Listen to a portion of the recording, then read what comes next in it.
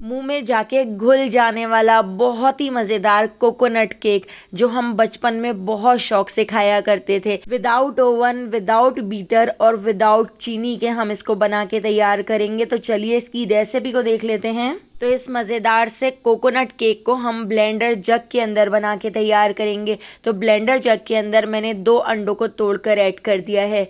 इसके अंदर मैं ऐड कर देती हूँ ब्राउन शुगर। तो हम इसको वाइट चीनी से नहीं बना रहे हैं, हम इसको ब्राउन शुगर से बना के तैयार करेंगे ताकि थोड़ा सा तो हेल्दी रहे।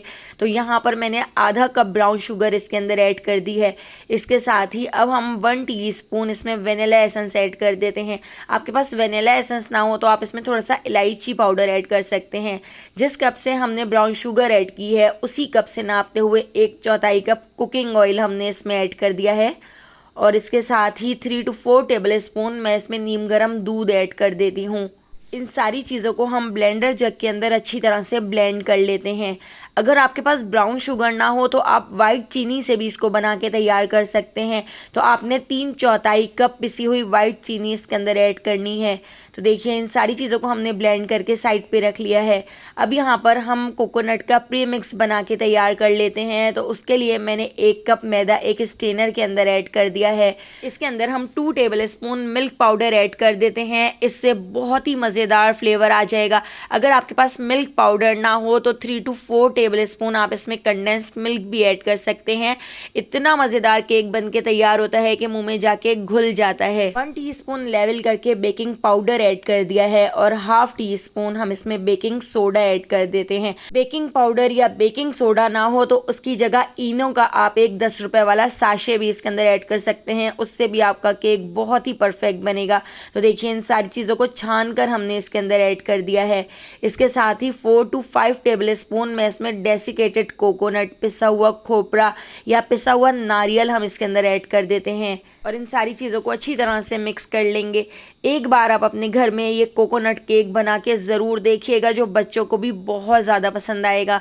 इसके साथ ही आप देख सकते हैं मैंने बेकिंग ट्रे भी रेडी कर ली है। बेकिंग ट्रे के अंदर हमने बटर पेपर लगा लिया है, ऑयल से अच्छी तरह से ग्रीस कर लिया है। अब हम ब्लेंडर जग वाला मिक्सचर इस प्री मिक्स के अंदर ऐड कर देते हैं और इन दोनों चीज़ों को हम अच्छी तरह से मिक्स कर लेते हैं। तो ये केक बहुत ही जल्दी भी बनकर तैयार हो जाता है और इसका टेस्ट भी बहुत ही ज़्यादा मज़ेदार होता है। आप बच्चों के लंच बॉक्स में भी इस केक को रख सकते हैं या टी टाइम में आप इसको बनाएंगे तो चाय के साथ बहुत ही ज़्यादा मज़ेदार लगेगा।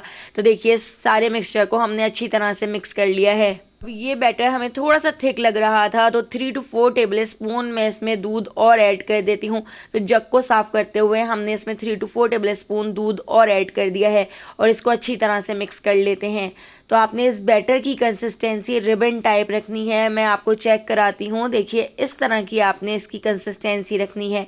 ना ही तो बहुत ज़्यादा थिक रखना है और ना ही बहुत ज़्यादा पतला रखना है। अगर आपने बैटर की कंसिस्टेंसी को थिक रखा तो केक बहुत हार्ड बनेगा और अगर पतला रखा तो केक बेक होने में बहुत ज़्यादा टाइम लगाएगा। तो देखिए इस पूरे बैटर को हमने मोल्ड के अंदर ट्रांसफ़र कर दिया है और अच्छी तरह से हम बाउल को साफ़ कर लेते हैं। और अब हम इसको अच्छी तरह से टैप कर लेते हैं ताकि इसके अंदर जितने भी बबल्स हों वो ख़त्म हो जाएं। एक पतीली को प्री हीट करने के लिए 15 मिनट पहले हमने गैस के ऊपर रख दिया था। इसके अंदर मैंने एक स्टैंड रख दिया था। पतीली काफ़ी गर्म है तो एहतियात से आप इस मोल्ड को पतीली के अंदर रख दीजिएगा और हम इसको कवर करके लो फ्लेम पर आधे घंटे के लिए छोड़ देते हैं। तो लो से थोड़े से ज़्यादा फ्लेम पर देखिए मैंने इसको आधे घंटे के लिए छोड़ दिया था। आधे घंटे में हमारा बहुत ही बेहतरीन कोकोनट केक बनकर तैयार हो गया था। ब्राउन शुगर की वजह से आप देख सकते हैं इसका ऊपर से कलर भी कितना अच्छा आया है। तो ठंडा करने के बाद अब हम इसको डीमोल्ड कर लेते हैं। तो आप देखिए कितना ज़्यादा सॉफ्ट, स्पॉन्जी और जालीदार केक हमारा बनकर तैयार हुआ है। और इस कोकोनट केक का टेस्ट भी बहुत ही ज़्यादा मज़ेदार था जो बच्चों को बहुत पसंद आया था।